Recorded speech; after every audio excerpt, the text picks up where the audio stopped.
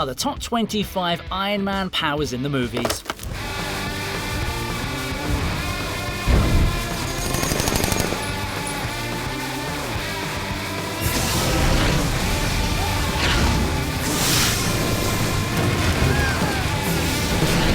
Kicking things off with a power that only existed in the prototype. The flamethrower of the Mark I was a pretty badass weapon, but it was never going to be used in the long haul, considering how it compares to the lasers and blasters that became a part of Iron Man's brand moving forward. Having said that, it was pretty cool to see Tony Stark let it rip against the terrorists with no mercy shown.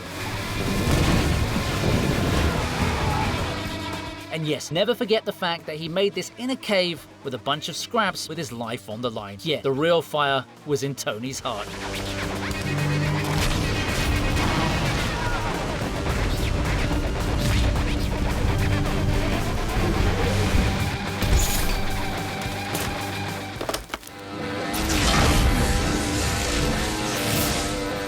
Power at 400% capacity.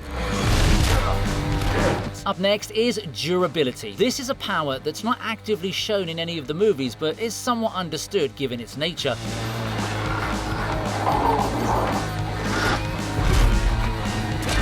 Iron Man may be the king of the MCU, but he's still a man with average level strength in a suit. So in order to be able to take the hits that he's taken throughout the Marvel Universe, Tony totally needed some durable suits, and oh boy, he sure made them as well as anyone could. I mean, just think about it. Iron Man has fought the likes of Thor,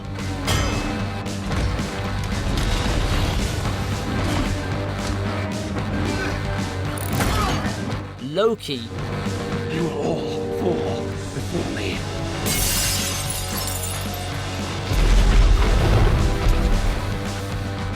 His name was Phil.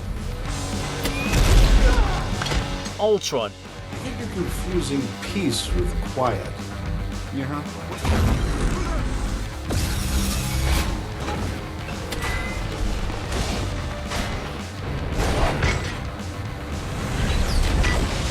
You might need to catch Dr. Banner.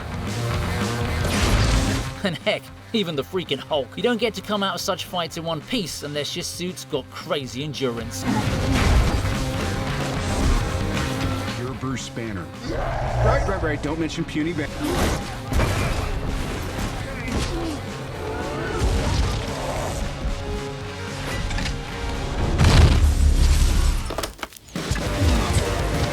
Ready? We have some weapon systems offline. It's your conscience. Ready? Deploying fire suppression system. At number 23 is fire suppression. This is supposed to be a very ordinary feature that even your run-of-the-mill Tesla car should possess. It's a basic safety feature included in the Iron Man suit to probably prevent it from overheating. However, it also happens to be the perfect counter to Ant-Man in his tiny form. What first looked like Scott getting one over Tony eventually turned into a Emotional damage. as he got kicked out of the suit like an actual bug, thanks to this very system. See, this is why safety measures are so important. 5, 4, 3, 2, 1. Told you.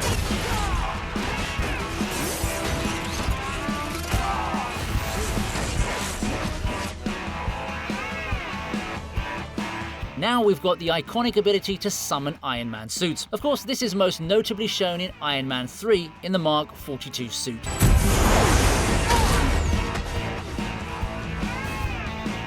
Honestly, I hate working here. They are so weird. Ah, better late than never. Not the face. Whew, it's good to be back. Yes, it may have been the goofiest out of all of his armors, but the ability to call upon your suit from any given location is a really useful feature. The scene where Tony messes up his countdown was the best example of it. And a puddle of blood on the ground in 5, 4, 3, come on! 2. But we also see it a couple more times throughout the movie, especially when he strikes that iconic pose. Come on. It's a perfect example of innovation and why Tony always strives to do better than what he created last.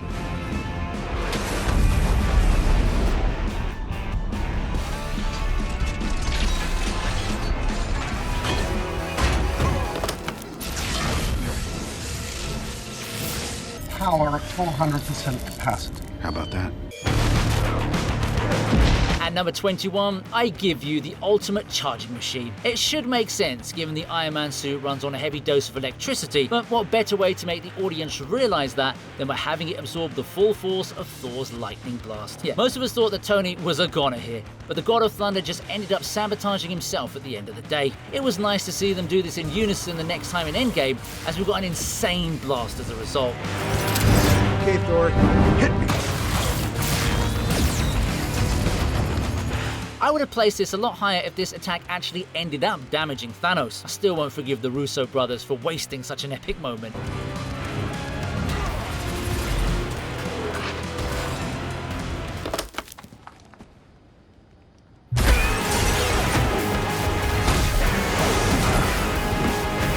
Speaking of which, go fish.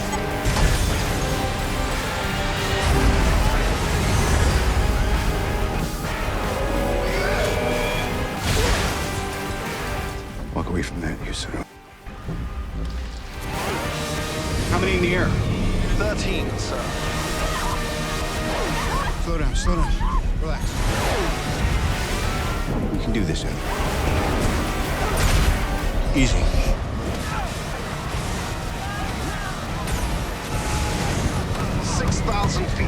Come on, people. Yeah! It's a chunky monkey. Let's get him.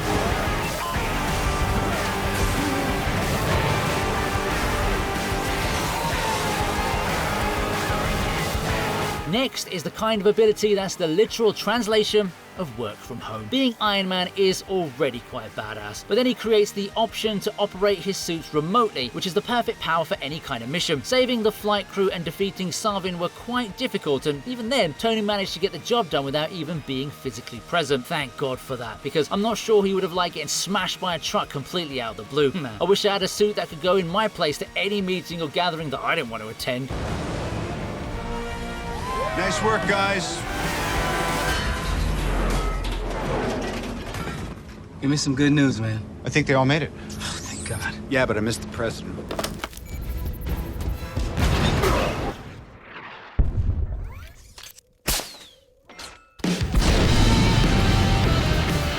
Okay, it's time for the guided missile to make its mark. This one's a pretty handy weapon, which we don't really see more of after the first Iron Man movie. Well, I mean, yeah, we do, but none of those scenes had the same kind of impact as this one, where he blows up a freaking tank and walks away coldly. This was the very first instance of our boy farming aura, and it ended up becoming a legendary pose. I think he used this in the Avengers as well, but I still mainly wanted to focus on this particular moment because it definitely deserved its own entry.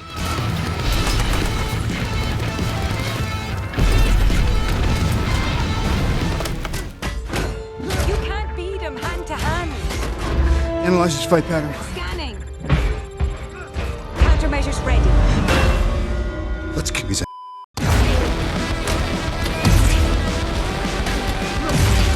At number 18, we've got analyzing fight patterns to your advantage. Look, Tony Stark may be an invaluable asset to the Avengers and to Disney's bank accounts, but let's face it, he isn't exactly a Bruce Lee or Jackie Chan level fighter now, is he? His intellect does make up for that, but when you're up against Captain America with a good chunk of your features disabled, then what do? That's when the audience learned that our boy's suit could analyze fight patterns too. The thrashing Steve got afterwards was pretty severe, and the only reason we got that ending to this fight was because of the heavily biased plot armor. He's my friend. So was I. Stay down. Final one. Guys, stop. We gotta talk this through.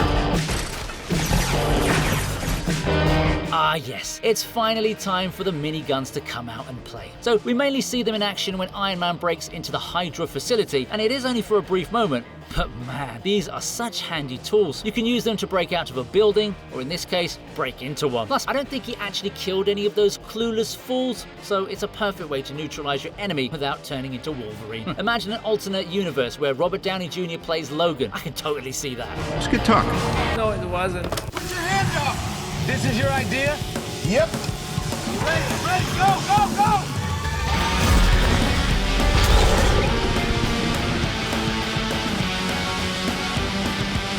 Next up is a merged energy beam that leads to sick visuals. We see this one twice in Iron Man 2, although the first instance was created completely by accident. Luckily, Tony's a smart dude. You think you got what it takes to wear that suit?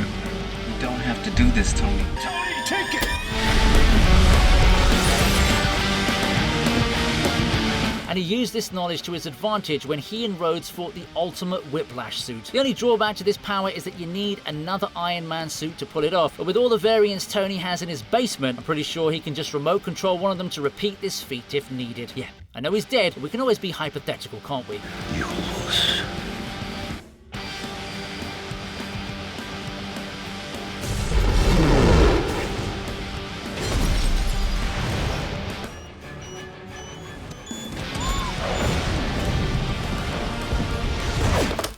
Jarvis, put everything we got into the thrusters. I just did.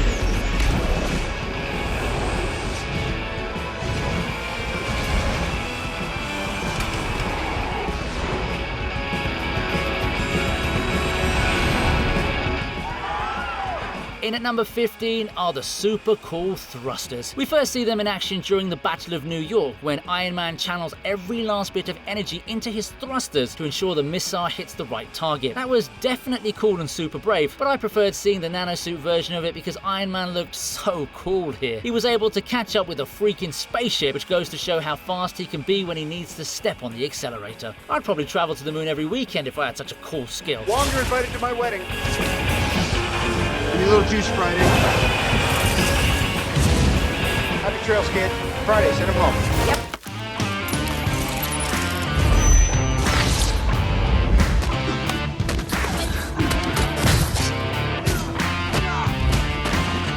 Well, this entry proves to us that Tony is definitely capable even without the suit. I did speak about how he wasn't a master combatant, but the man still knows a few moves, as we can see in this fight against the Winter Soldier. Tony only had his glove gizmo to help him here, and he did a lot more than deliver. Plus, we got to see a blinding flash beam too, which is a perfect, non-lethal method of incapacitating an opponent. But seriously, respect, because Tony was able to hold his own against a super soldier until Black Panther came in and violated Bucky.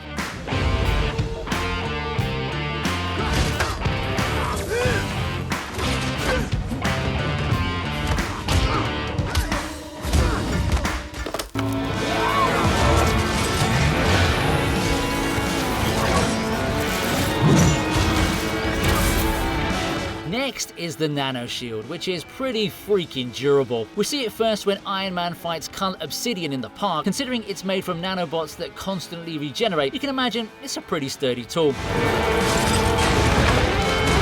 However, the real flex came when we saw Tony fight Thanos. This shield was able to take a direct hit from a full force power beam generated by the Power Stone. Now, look, that ain't impressive, and I don't know what is. Yeah, this nanosuit was such a gem of an asset. I really wish we got to see more of it before Tony took on the most powerful villains in the multiverse.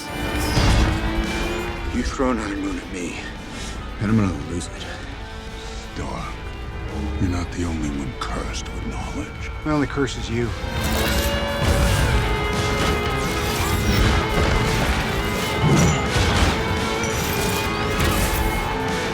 Maybe the kid's onto something. Hi now, Tony, go high.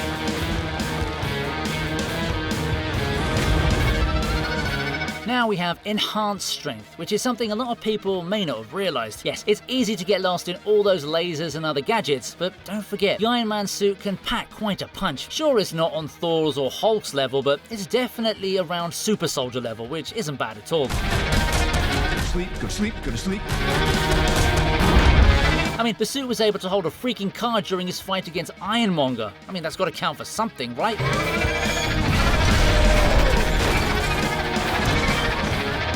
Power reduced to 19%.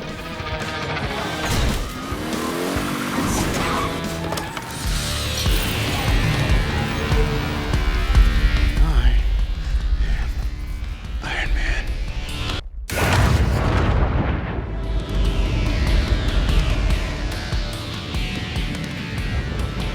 At number 11, we've got ourselves a temporary Infinity Gauntlet. Well, it's not a power you'd be able to use often, given, Tony died after using it, but at the same time, it proved to be the decisive weapon when it came to defeating Thanos for good. Wielding something as powerful as all the Infinity Stones took a massive toll, even on the Hulk.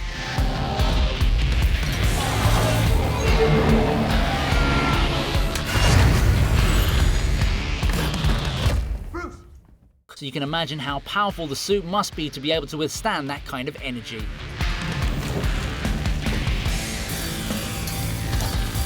Mr. Stark, can you hear me?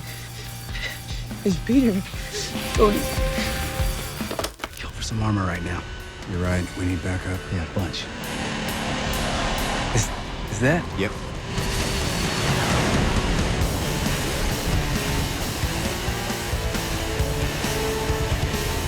Merry Christmas, buddy.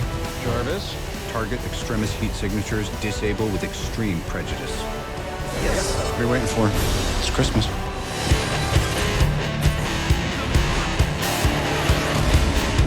It's top 10 time, and we're bringing in the House Party Protocol. This may not be a power as such, but to be able to have your own army of Iron Man suits isn't just a flex. It's absolute and sheer authority personified.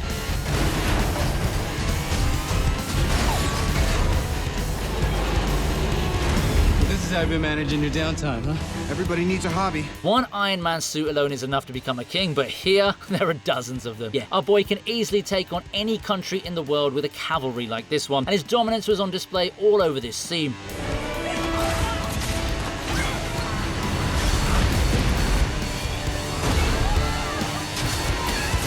Well, apart from the bit where he had to take down Killian, but he was still ended by a suit's explosive device. Anyway, this was Tony Stark flexing his toys in the best possible way.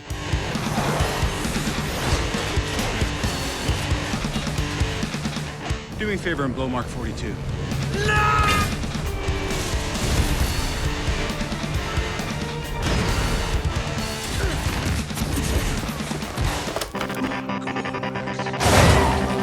Where's your gun? Dude, you're embarrassing me in front of the wizards.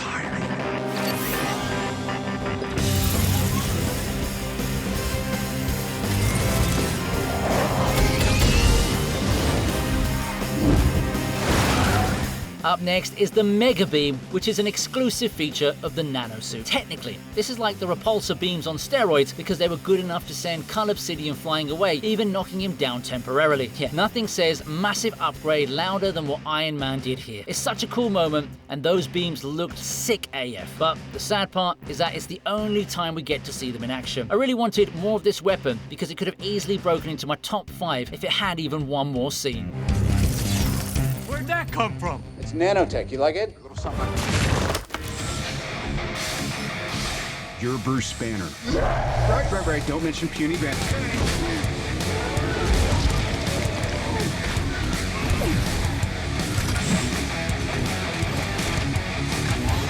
Now, we've got a bonus suit that's good enough to qualify as a separate power. The Hulkbuster, aka Veronica, is a work of sheer art and brutality. This is a suit that everyone was dying to see, and we got exactly what we wanted when it came out to play against the threat it was designed to counter, the angry green giant himself.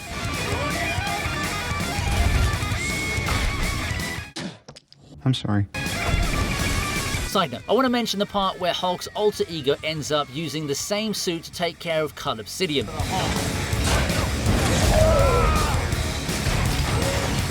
is the last second.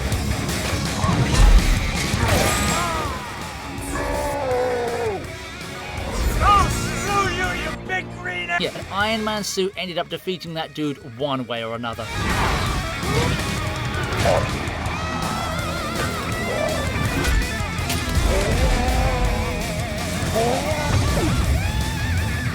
The Hulkbuster actually has some pretty cool features of its own, like live replacements and a hydraulic punching mechanism. Veronica, give me a hand.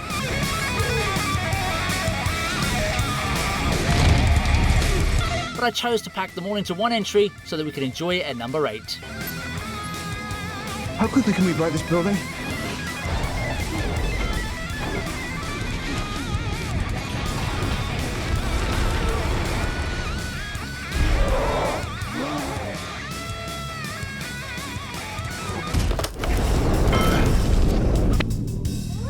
In at number 7 is a pretty standard yet neat power. Being able to fly will always be a flex. It's all yours. And yes, I did mention the thrusters earlier, but those are just used for temporary boosts. The actual flight feature of the Iron Man suit is amongst the coolest. Give me a lift? Right. Better clench up, Legolas. Just trying to keep him off the street.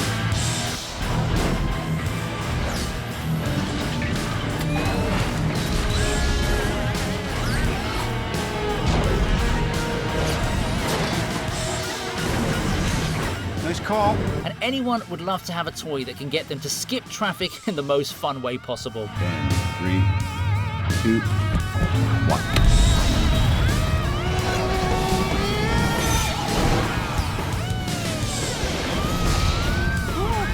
We've seen him fly in every single movie, and we never get tired of it, do we? And let's not forget that Iron Man is incredibly fast too. You sure you don't have any tech in that area I should know about? Nope. Okay, good, because I'm staring at one right now and it's about to be blown to Kingdom Come.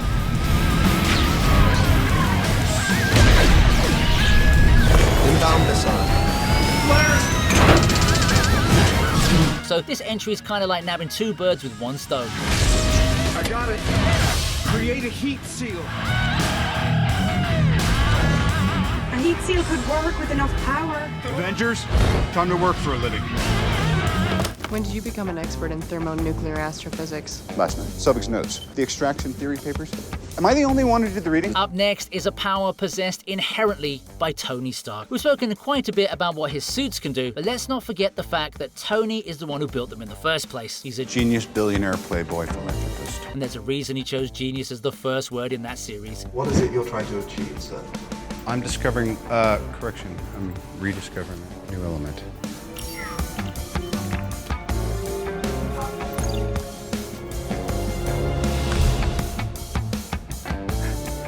The proposed element should serve as a viable replacement for palladium. Get ready for a major remodel, fellas. We're back in hardware mode.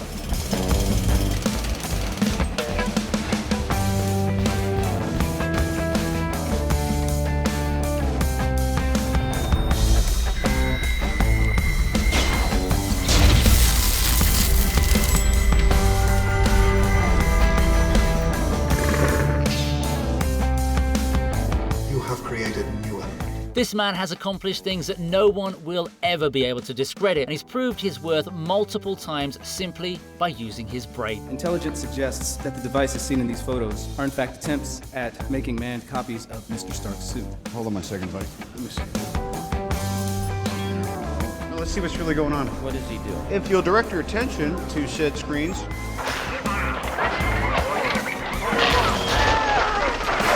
I ran. Whoa! Oh, shit! Immediate threat here. Is that Justin Hammer? I'd like to point out that that test pilot survived. I think we're done is the point that he's making. I have successfully privatized world peace. What's wrong with these ass clowns? You, Mr. Stark. Tony's brain is amazing, and there's no doubt in my mind that his intellect is pretty much as good as a superpower to him. Give me the eigenvalue of that particle factoring in spectral decomp. Model rendered.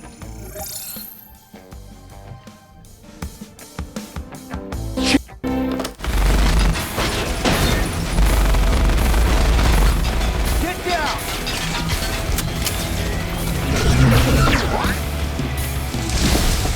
Okay, let's take a look at the red laser attacks now. Iron Man's powers may not have had proper scaling in some of the movies, but we can definitely say that the red lasers are pretty darn effective.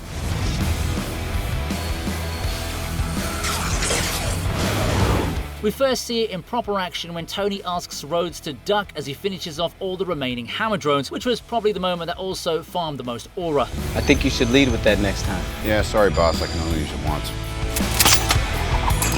An attack like this was supposed to be a one-off, but that was in the older movies, so I'm pretty sure the capacity was a lot higher, although we only see this move in short glimpses moving forward.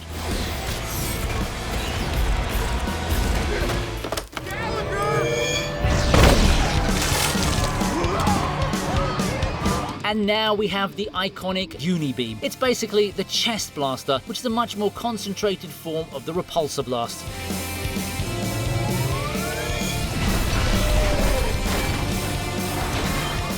It's also a lot deadlier and can be used to finish off some really strong opponents.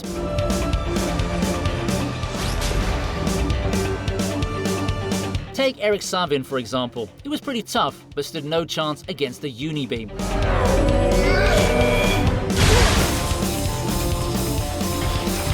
And Another scene I want to mention is when Iron Man combined this weapon with Thor's hammer to practically destroy a freaking country. That's right, not a city, an actual country. Thor, on my mark. Now!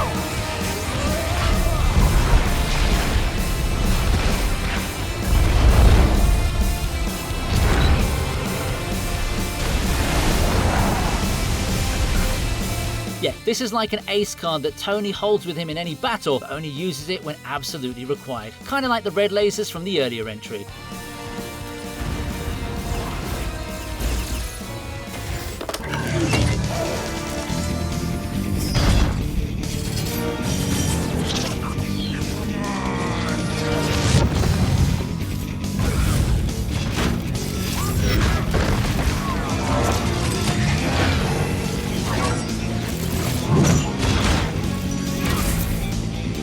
Up next is Nanotech adaptation. I can actually break this down into multiple other powers, but that didn't seem right, so I decided to combine most of them using the fight against Thanos as the core reference. We see Iron Man's nanosuit adapt to battle in multiple ways, and even if I take out the nano shield, we still have the various shapes and forms the suit took to counter the Mad Titan. This was what allowed Tony to make Thanos bleed, and it was well worth the effort. All that for a drop of blood. Plus, there was regeneration as well, but it didn't really work out in the long run. Even so, this would have been handy against the strong majority of the MCU's characters.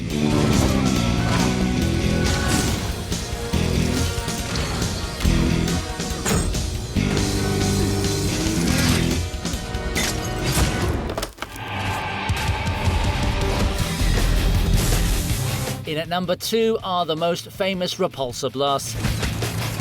Sorry.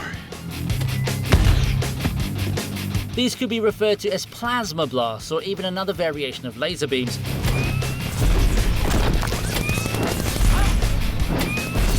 But one thing remains constant, that loading sound.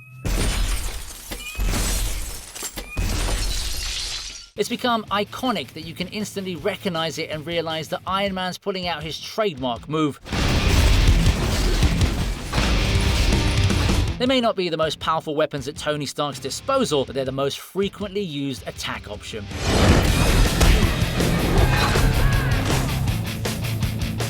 I guess it's because Tony can choose the intensity, so he doesn't have to worry about causing serious harm to human opponents. The after party starts in 15 minutes. And if anybody, Trevor, doesn't like it, there's the door.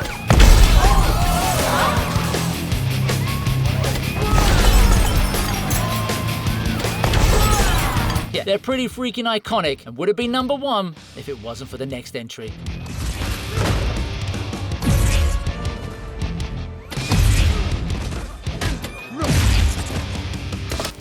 You are not authorized to access this area. That's Jarvis who runs the house. There's no doubt in any of my brain cells that Jarvis is easily the number 1 power that Iron Man possesses. All right, kill the alarm. That's the emergency alert triggered by the power dropping below 5%.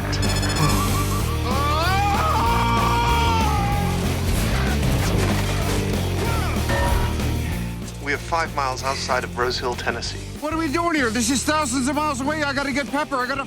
Open the suit. I think I may be malfunctioning, sir. Open it, Jay. Maybe I'll just cozy back up for... I actually think I need to sleep now, sir. Jarvis, don't leave me, buddy. He's quite literally the ultimate AI assistant. He can manage your business, sort out your tasks, and help you save the world whenever you need him to. Wake up, Daddy's home. Welcome home, sir. And may I say how refreshing it is to finally see you in a video with your clothing on, sir. All the powers that I've mentioned before this are pretty impressive, but in order to execute most of them, you need Jarvis. Sort of. That means you're fine. Give me Jarvis. Jarvis, how are we? It's totally fine, sir. I seem to do quite well for a stretch, and then at the end of the sentence, I say the wrong cranberry. Giving him Paul Bettany's voice was a genius move, and it turned out that he was so valuable, they turned him into freaking Vision. So yeah, he does exist in one form or the other. You want me to help you put Jarvis into this thing? This is the opportunity. We can create Ultron's perfect self without the homicidal glitches he thinks are his winning personality.